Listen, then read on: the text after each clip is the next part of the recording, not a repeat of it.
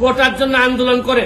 ছাত্ররা সারা বাংলাদেশের মানুষ কোটার জন্য আন্দোলন করতেছে, কিন্তু এরা কি জানে যে সবচেয়ে বড় কোটা তো হচ্ছে গিয়ে চোর কোটা, এই প্রশ্নপত্র ভাষের কোটা। এরা ধরেন অন্যান্য কোটা, মুক্তিযোদ্ধা কোটা, এগুলা নিয়ে আন্দোলন করতেছে, এগুলা নিয়ে আমি বলবো না, এটা আলাদা হিসাব।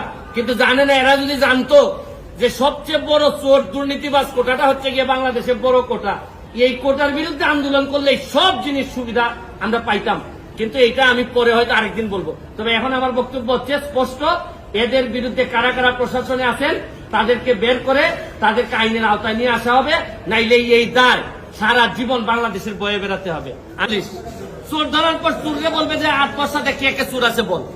এখানে আবার ভদ্রলোকের কমিটি করার দরকার আছে কি?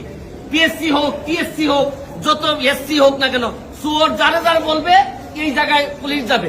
এখানে মধ্যে এই তদন্ত কমিটি করা মানে একটু আস্তে, এর মানে হজম করার জন্য একটু টাইম নেওয়া। এগুলো আমার অভিজ্ঞতা থেকে বলবো।